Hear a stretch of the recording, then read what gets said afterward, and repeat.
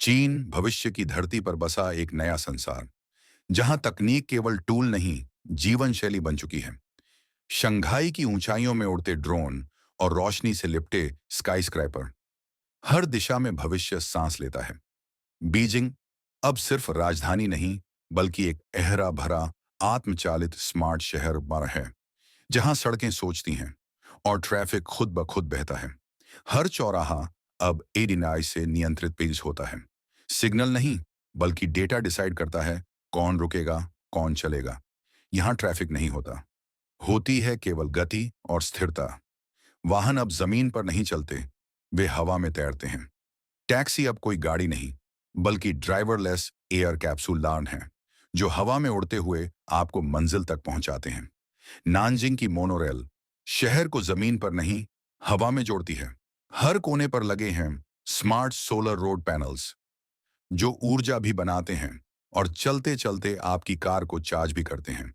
अब सड़कें पत्थर की नहीं, बल्कि चेतन डिजिटल संरचनाएं हैं, जो खुद को ठीक करती हैं, आपसे बात करती हैं और हर मोड़ पर आपका मार्गदर्शन करती हैं।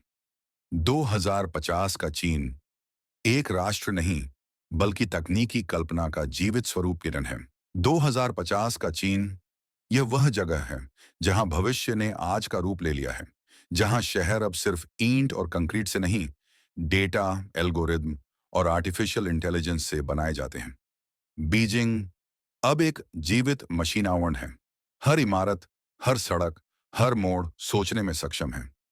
यहाँ की दीवारें सिर्फ खड़ी नहीं होती, बल्कि संज्ञान लेती हैं। यहाँ की सड़कें सिर्फ रास्ता नहीं दिखाती, बल्कि दिशा तय करती हैं। ऊपर देखिए, हवा में तैरती टैक्सियां, ड्रोन जैसी गाड़ियां, जो बिना ड्राइवर के, बिना रुकावट लोगों को उनकी मंजिल तक ले जाती हैं।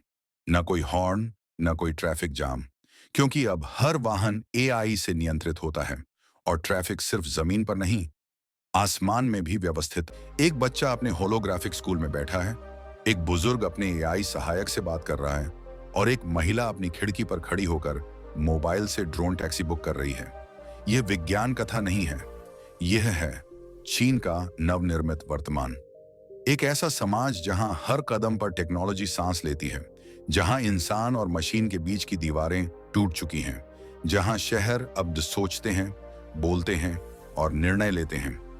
2050 में चीन के स्मार्ट शहर सिर्फ भविष्य नहीं दर्शाते, वे हमें ये बताते हैं कि भविष्य अब और दूर नहीं, वो यही है। हर महान तकनीकी व्यवस्था के पीछे कोई ना कोई नीति होती है, और चीन में इस नीति का नाम है शी जिनपिंग। एक ऐसा नेता जिसने सिर्फ राजनीति नहीं बदली, बल्कि पूरे समाज को कोड में बदल दिया। 2050 में चीन एक सुपर पावर है, लेकिन वह शक्ति सिर्फ सैन्य या आर्थिक नहीं, वह है डिजिटल नियंत्रण की शक्ति। हर नागरिक का चेहरा एक पहचान है, हर आवाज एक रिकॉर्ड है, हर मूवमेंट एक डेटा पॉइंट है। आप जिस बस में चढ़े, जिस कैफे में बैठे, जिसने आपको देखा, हर चीज को एक एल्गोरिदम देख रहा है, सिर्फ देख नहीं रहा और निर्णय ले रहा है। शी जिनपिंग के नेतृत्व में चीन ने सर्वेलेंस को सुरक्षा नहीं, बल्कि वह नियंत्रण का हथियारवान बना दिया है। सच्चा नागरिक वही है जो सिस्टम को प्रसन्न रखे। अब आप सरकार से डरते नहीं, आप अपने स्कोर से डरते हैं। सामाजिक व्यवहार स्कोर एक ऐसी प्रणाली जो तय करती है आपको वीजा मिलेगा या नहीं, आपका बच्चा स्कूल में एडमिशन पाएगा या नहीं, आप ट्रेन में ए क्लास सीट पर बैठ सकते हैं या नहीं। डिजिटल तानाशाही अब पर्दे के पीछे नहीं है, वह हमारे चेहरों पर क्यूआर कोड बनकर छप चुकी है। 2050 का चीन एक ऐसा मॉडल बन चुका है जहां लोकतंत्र का स्थान एल्गोरिदम शासन डार्ड ने ले लिया है, और शी जिनपिंग अब वह सिर्फ नेता नहीं, बल्कि एक प्रणाली का नामज़वर है, जो देखती है, सुनती है और हर चीज तय करती है। एक दौर था जब टेक्नोलॉजी का मतलब था इन सिलिकॉन वैली, लेकिन अब दुनिया देख रही है शेंजन, बीजिंग और हांगजोवन की ओर, क्योंकि चीन ने सिर्फ तकनीक अपनाई नहीं, उसने उसे वह हथियार बना दिया। 5G अब पुरानी बात है, अब चीन 6G नेटवर्क लॉन्च कर चुका है। एक ऐसी स्पीड जो इन सोचने से पहले प्रतिक्रिया में दे सके। एआई सिर्फ हेल्पर नहीं है, यह अब नेता, सैनिक और डॉक्टर की भूमिका निभा रहा है। ड्रोन सैनिक अब खुद निर्णय लेते हैं कि कब हमला करना है। क्वांटम एआई अब कानून और वित्तीय सिस्टम को चला रहा है। और फिर आता है स्पेस डोमिनेशन, जहां बाकी देश चंद्रमा पर कदम रखने की बात कर रहे हैं, जहां रोबोटिक, आर्टिफिशियल ग्रेविटी और सोलर एनर्जी से चलता इकोसिस्टम है। और अमेरिका, वह अब भी अपने लोकतांत्रिक फैसलों में उलझा है। कानून, नैतिकता और बहस। जब तक अमेरिका तैयारी करता है, चीन प्रयोग, निर्माण और प्रभुत्व युद्ध कर चुका होता है। टेक्नोलॉजी वह तलवार है जो किसी लोकतंत्र के वोट से नहीं, बल्कि समय की गति से चलती है। चीन ने समय पकड़ लिया है और अमेरिका अब पीछे दौड़ रहा है। 2050 में यह टक्कर सिर्फ दो राष्ट्रों की नहीं, बल्कि दो विचारों की है। आज की सुरक्षा बनाम भविष्य की सत्ता। तो अब सवाल यह नहीं है कि अब चीन क्या कर रहा है, बल्कि सवाल यह है दुनिया क्या कर रही है। 2050 में चीन केवल एक राष्ट्र नहीं, वह एक मॉडल शासन बन चुका है, जहां शहर सोचते हैं, सरकारें एल्गोरिदम से चलती हैं और नागरिक स्कोर से तौले जाते हैं। शी जिनपिंग ने सिर्फ चीन को नहीं बदला, उन्होंने भविष्य की परिभाषा बदल दी। जहां पश्चिम देश अब भी लोकतंत्र और मानवाधिकार की परंपराओं में फंसे हैं, वहीं चीन ने यह साबित किया है कि मानव प्रगति नियंत्रण के बिना नहीं आती। पर क्या यह सच है? क्या तकनीक का विकास सिर्फ नियंत्रण से ही संभव है? क्या डेटा की ताकत इंसानियत की जगह ले सकती है? 2050 की दुनिया दो रास्तों पर खड़ी है। एक रास्ता जहां टेक्नोलॉजी इंसान की सेवा में हो, दूसरा रास्ता जहां इंसान टेक्नोलॉजी की सेवा में बदल जाए। चीन ने अपना रास्ता चुन लिया है, अब बाकी दुनिया की बारी है। भारत, अमेरिका, यूरोप, जापान, क्या वे सिर्फ दर्शक बने रहेंगे या वे भविष्य को फिर से परिभाषित करेंगे? अगर हम जागे नहीं तो बहुत देर हो जाएगी। 2050 का चीन सिर्फ एक देश नहीं, वह एक चेतावनी है। सवाल है, क्या हम तैयार हैं? तकनीक से चलने वाला चीन अब केवल आर्थिक महाशक्ति नहीं, बल्कि एक उन सैन्य दानव भी बन चुका है। 2050 में चीन की सेना केवल जमीन या आसमान तक सीमित नहीं, अब वह ना समंदर, अंतरिक्ष और साइबर जगत में भी डटी हुई है। साउथ चाइना सी, वो क्षेत्र जो कभी व्यापार का रास्ता था, अब रणनीतिक युद्ध क्षेत्र मान बन चुका है। यहां चीन ने कृत्रिम द्वीप बनाए और उन पर हाइपरसोनिक मिसाइलें, रनवे और पनडुब्बियों के बेस स्थापित कर दिए।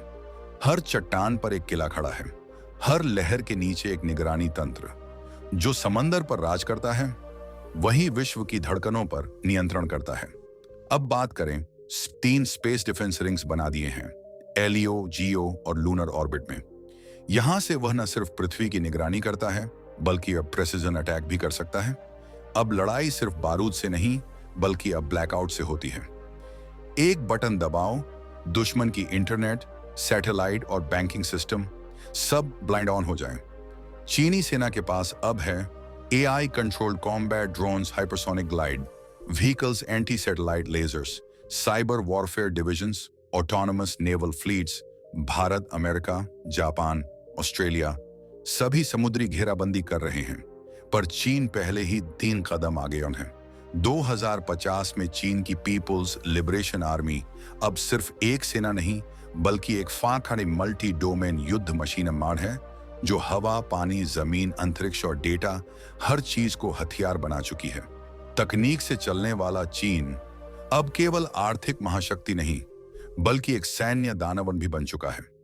2050 में चीन की सेना केवल जमीन या आसमान तक सीमित नहीं, अब वह समंदर, अंतरिक्ष और साइबर जगत ज्ञान में भी डटी हुई है। साउथ चाइना सी, वो क्षेत्र जो कभी व्यापार का रास्ता था, अब रणनीतिक युद्ध क्षेत्र बन चुका है।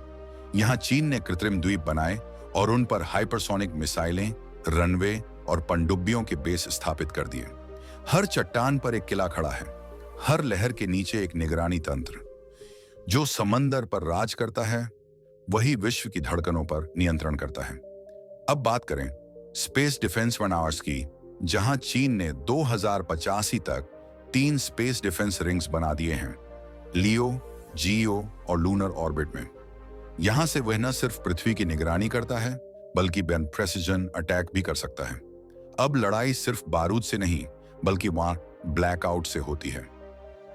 एक बटन दबाओ, दुश्मन की इंटरनेट, सैटेलाइट और बैंकिंग सिस्टम सब नाना ब्लाइंड बारन हो जाए। चीनी सेना के पास अब है AI controlled combat drones, hypersonic glide vehicles, anti satellite lasers, cyber warfare divisions, autonomous naval fleets. Bharat, America, Japan, Australia सभी समुद्री घेराबंदी कर रहे हैं, पर चीन पहले ही 3 कदम आगे है। 2050 में चीन की पीपुल्स लिबरेशन आर्मी अब सिर्फ एक सेना नहीं, बल्कि एक मल्टी डोमेन युद्ध मशीन वन है।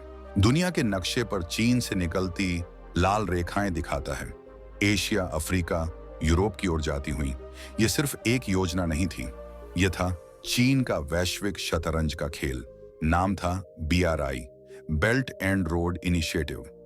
एक सपना जिसमें चीन पूरे विश्व को एक इंफ्रास्ट्रक्चर वेब से जोड़ देना चाहता है।